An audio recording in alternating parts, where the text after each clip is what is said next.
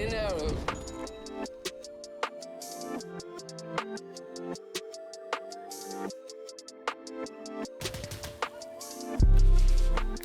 What's good? What's good? What's good? YS here.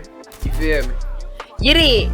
Today I'm presenting y'all with my first game review. I'm gonna be reviewing Insurgency Sandstorm. The game developers did not ask me to do this. I just really love this game. I've been playing it for a while. It's been out for a minute. I've been streaming it on Twitch recently. The link will be in the description, and I wanted to review it since a lot of people have been asking me about it recently. Like almost every time I stream it on Twitch, somebody's like, dude, do you think this game is worth buying? Do you know, yada yada yada. But let's jump right into it. And before I actually do this is my opinion. So if you hate the game, you disagree, oh well, this is all my opinion. You know, you really don't have to go based off this, but just continue watching if you want to see this, and let's jump right in. If you've never heard of Insurgency before, then here's a breakdown. Insurgency Sandstorm is a team-based tactical first-person shooter on lethal close-quarter combat and objective-oriented multiplayer gameplay. Experience the intensity of modern combat where skill is rewarded and teamwork wins the fight. This game is a hardcore shooter which includes a co-op and versus mode. When playing the co-op mode, players capture and defend points throughout the map while trying to live through chaotic battles of fighting AI.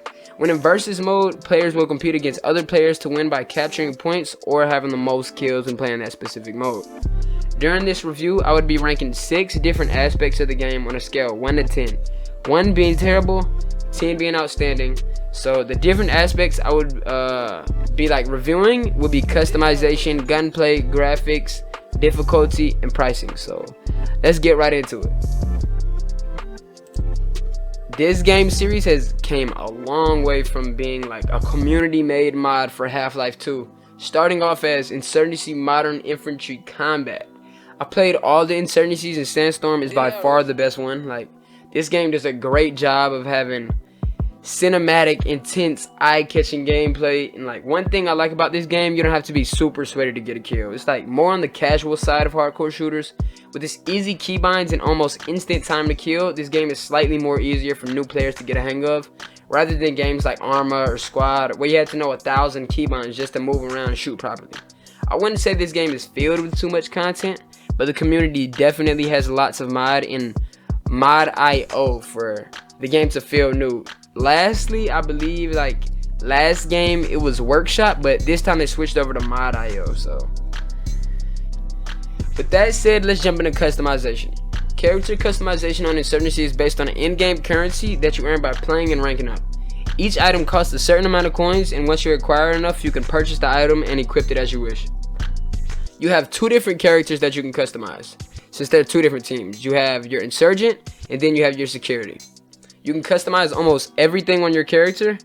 You literally can choose different headgear, face wear, eyewear, gloves, shirts, jackets, uniform, camos, pants, shoes, tattoos, hair, backpack, armor, and even your character's voice.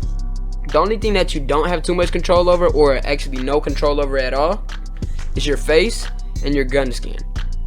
They have like a bundle of face presets you can choose from, but they all kind of just look like your generic soldier. So honestly, I would rate this customization on this game an 8 out of 10, just due to the fact that most characters look the same and there are no like weapon skins.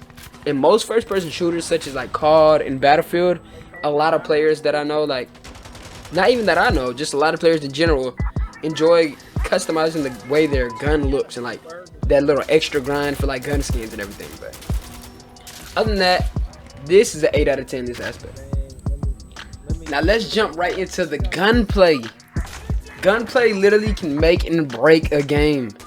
Like, the gunplay on Insurgency is a bit different than your normal FPS. There's a pretty good weapon balancing system in the game. You can't just like spawn in and deck out your character with literally the most OP gear. Also, you don't have to unlock anything in this game like you would in other games. That's one thing that I like.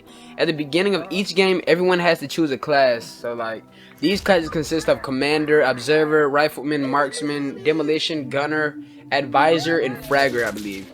If you're playing a PvP base game, most of the time these classes are like limited.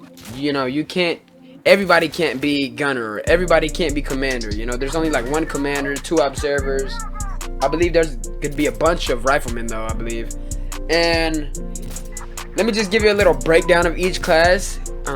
Depending on your class, there's like only certain weapons available. Like if you're a marksman, you can't run out with the LMG. You're limited to snipers and DMR based weapons, you know. Gunner gets automatics and like LMGs, I believe. Rifleman is kind of self-explanatory, you know, rifles. Fragger gets basically every gun. And Demolition has shotties and subs. I believe they get different explosives available too.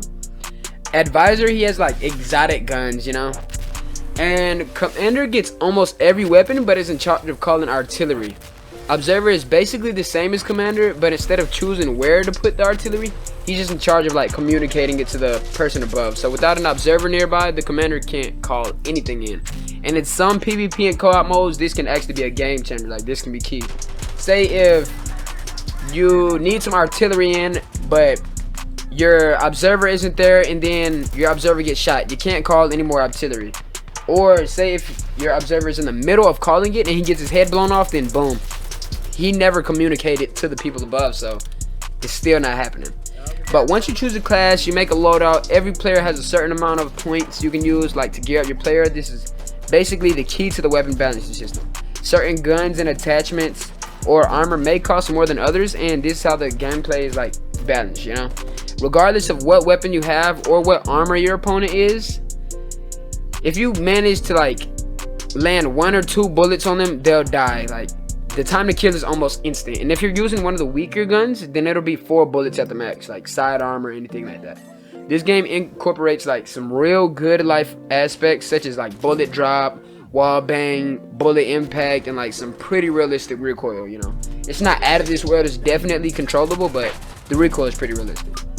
This game's like gunplay is just so satisfying, and I think that this is like the closest a game can get to real life without it being super complicated, you know. With this said, I say the gunplay is a 10 out of 10, honestly, but like I said, this is all my opinion, you know. But yeah, it's 10 out of 10 for me. Let's move into the graphics. The graphics on this game are phenomenal. The small details like dust flying when a grenade explodes, or like tracers flying past you, just adds onto the experience, you know. You might be in like a super crazy gunfight or whatever, and it's just bullets flying through your building, or you know, smacking the door next to you, and you're just like, has your adrenaline rushing, you know. It's honestly insane. The guns and the characters look amazing. The environment gives off like that real life warfare feeling. You know, I don't really need to expand on this too much, but I'm just gonna say the graphics are a 10 out of 10 for me, you know. All of this gameplay on that you're seeing in the background, you know, all of it is on medium and low settings. So I wanted to present y'all with high and ultra graphics, but you know, I wanted to have good frames. I don't have a super duper PC at the moment, but you know, we're getting there. But if you think the game looks good in low and medium, your mind is gonna be blown in ultra and high. But the graphics are a 10 out of 10 for me. Now let's talk about difficulty.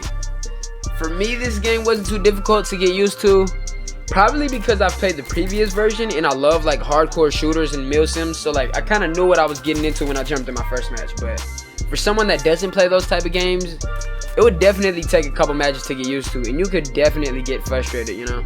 But once you play like a few matches, the game isn't hard at all once you get the hang of it. Like I said before, you know, it's a bit on the casual side, you know, like the casual end of hardcore shooters. So I'd give this aspect an 8 out of 10, just because it does take a few games to get used to, but like honestly, what game doesn't, you know? Lastly, let's talk about pricing. You know, pricing is something that the game might be super good, but it might be overpriced, or like, you know, this is the deal breaker, pricing, you know. I'm not gonna get a game that looks so good, but it's $100, you know. Tarkov. But the game is available on Steam for like $30, and in my opinion, the game is underpriced. 30 is like super cheap for a game that provides this good gameplay, but hey, the gameplay is great and almost never runs into bugs. If it was me, I'd up the price to like 45. For this aspect of the game, it earns a 10 out of 10 for me, you know. 30 is like a super good price. I'd buy this game multiple times.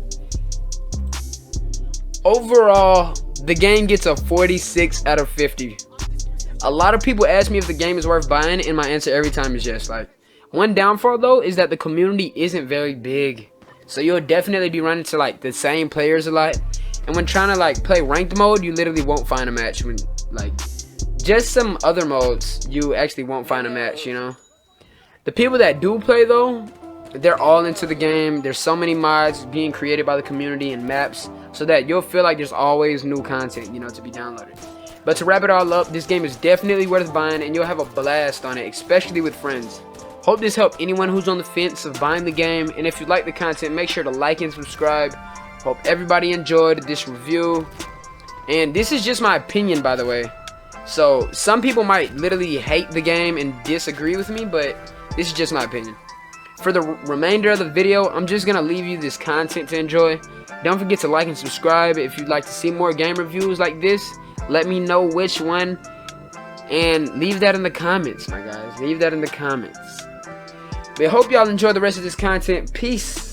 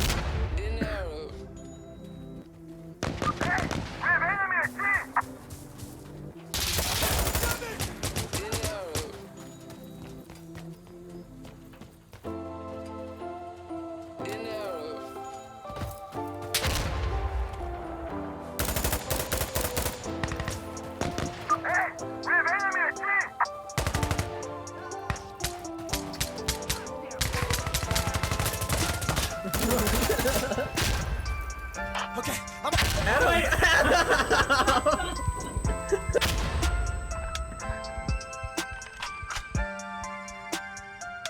because he saw me walking, I was walking straight towards him with the grenade.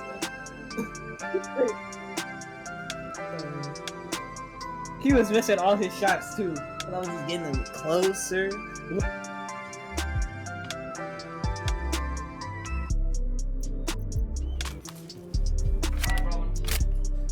Alright, man.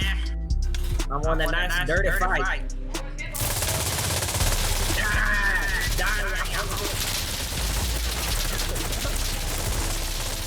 I cannot kill you.